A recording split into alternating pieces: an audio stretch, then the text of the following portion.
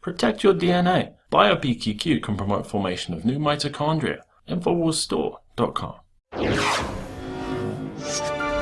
Operation Fast and Furious is something that we've talked about a great deal on the show. If you watched the show yesterday, you saw the interview that Alex Jones conducted with some family and friends of the slain Border Patrol agent Brian Terry. Now, when they talk about Fast and Furious, they'd like you to believe that this was pretty much a botched raid that neither Attorney General at the time, Eric Holder, nor Lanny Breuer, his deputy, knew anything about. Meanwhile, you find out that Breuer had sent frequent emails to Holder at the time, and both of them were just able to walk away into the sunset. Breuer left pretty much immediately after the hearings, and Holder left, a year or two later. But the situation is that nobody really got in trouble for it, even though it was a massive operation that cost American taxpayer money and also American lives. And that's the case that we see when we had Lieutenant Colonel Matt Smith-Meck on the show, and he was speaking on behalf of Brian Terry's family about the operation in Mexico. And he says it's not only guns and rifles, but also grenades, grenade launchers, military-grade night vision goggles, black special forces tactical uniforms, adding that the number of military items relinquished is more in the magnitude of 4,700.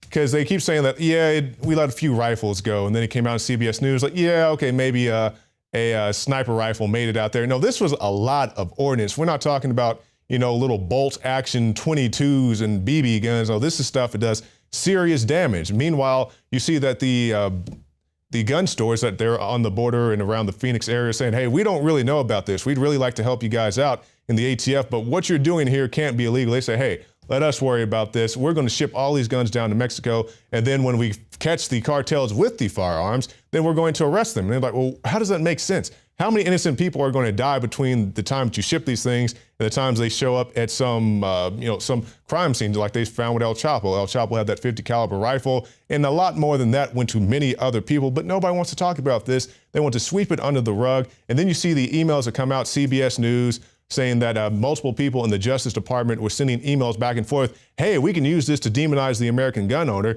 And then President Obama has the audacity to go down to Mexico and blame the gun violence in Mexico, not on the cartels, not on the ATF shipping guns down. No, it's the American gun owner. If we didn't have all these, guys up in, Vermont or Indiana or wherever the hell people go hunting saying that, hey, I want to go out in the backwoods and, shoot a buck. If it wasn't for all that, you guys wouldn't have all this gun violence in Mexico. If you didn't have these guys out in Texas hog hunting, you wouldn't have this gun violence in Mexico, completely ignoring the fact that many areas of Mexico, including Sinaloa, where El Chapo was, have been plagued by gun violence, by cartel violence for a very long time. It has nothing to do with new gun regulations or lack thereof. It has everything to do with the criminal state that's going on down there, and banning guns here in the States is going to do nothing to cease that.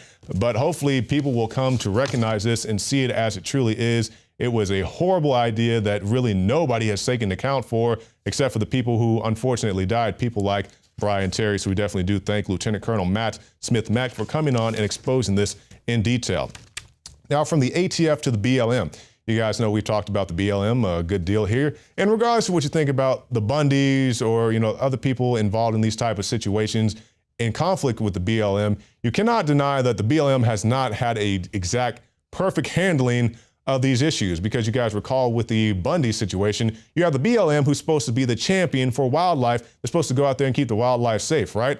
Okay, so think about this, and this actually happened. Mr. Bundy has his cattle grazing out there. So what does the BLM do? They say we have to protect the tortoises, so we're going to shoot all the cattle in the head and throw them into a ditch. We've shown you those photos. Meanwhile, the tortoises were eating the cow poop in the otherwise barren desert, and that was keeping them alive. But once again, they say that they're there protecting the animal rights. And we see a Republican in the House of Representatives has reduced a bill calling for the termination of the Forest Service and the BLM law enforcement functions. The legislation, set to become law on September 30th, 2017, if passed by Congress, will close down the BLM Office of Law Enforcement. And as I say about any government agency, I'm sure there are plenty of good people in the BLM, in the Forest Agency, in the ATF who are, reeling from the black eyes of this publicity. But at the same time, when you got so much blatant corruption and just mismanagement, you have to do something about it. Maybe, shutting it down in general isn't always the best answer, but you definitely, in my opinion, need to cut it back, as you should do with many federal agencies, because that's always the deal. We have a federal government that's so big, it's unwieldy. I don't know what all these moving parts are doing. Well, why don't you like strip it down to a manageable, a household of items, so you know what's going on? Because that's always the excuse. I didn't know what's going on. Well, is anybody going to go to jail? Is anybody going to be held accountable? It reminds me just, I wasn't alive at the time, but I can read the history books. And you think about things like Nixon, right? Nixon's lying about stuff. They go to the White House, they shake the bars. People are so upset. And now you get these scandals that run out pretty much daily, if not weekly at least, and nobody really cares. They're so passive about it. It's just come to the point where you can't even point out the wrongdoing of the administration or your, whatever-ist they want to attack you with on this week. Let's talk about some international news when we talk about the migrants going all over the world, not just here in the U.S. I know it's a big deal here as well. And as I always say about the migrants, if you're a church, if you're a private organization, private individual, and you say, hey, these people are welcome in my home, I'll help them, become naturalized, do whatever I can to help them. That's fine. That's good. That's great. That's humanitarian. Good for you, humanitarian. But the issue is we see so many people championing opening up the borders to, mass number of migrants, without background checks or anything to the sort. And then nobody wants to take care of them. You see these celebrities saying that, hey, we need to let these migrants in. Meanwhile, they got 4 or 5 different houses and they don't want to let a migrant stay in any one of them, with the exception of guys like Michael Moore. I'm not a big fan of Michael Moore, but I'll at least give him that. He put his money where his mouth is on that matter. But now we see that the people who come over the border, I'm sure many of them good-hearted people just trying to get away from the tyranny or the hardships in their native countries.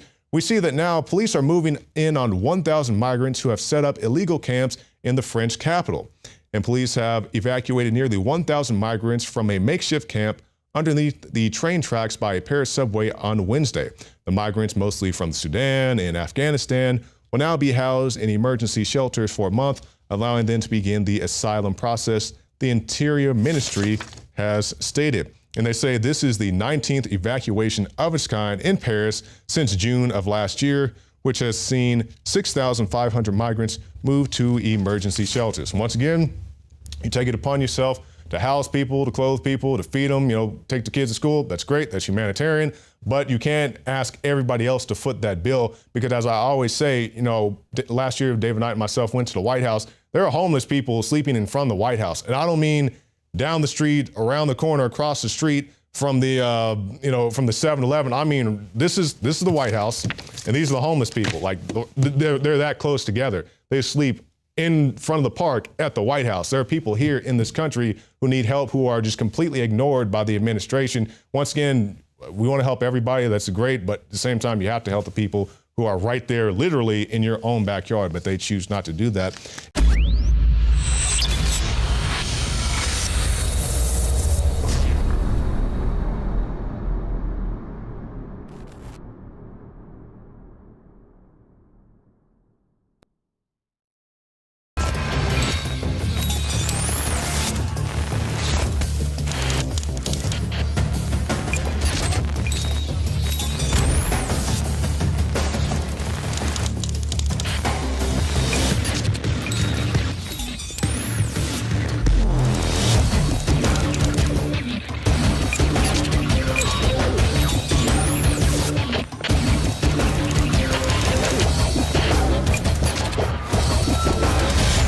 My fellow Infowars, I am very excited to be able to announce to you the introduction at InfowarsLife.com of a new way to save time and money when you stock up on Infowars Life formulations like Survival Shield X2 and Super Male Vitality. Just go to InfowarsLife.com today, select your favorite product, click on Auto Ship before adding to cart, and choose how often you want us to send you another order. Every time you choose Auto Ship at InfowarsLife.com, you get 10% off, and you won't have to worry about running out and having to reorder next time. And of course, you can cancel with one click anytime. As you know, I'm all about the idea of a 360 win, and the new auto ship feature at InfowarsLife.com is a sure win for everybody. A win for liberty, a win for health, and a win when it comes to big savings. Visit InfowarsLife.com today and save 10% on your next Infowars Life order by selecting auto ship at checkout. That's InfowarsLife.com or call 888-253-3139.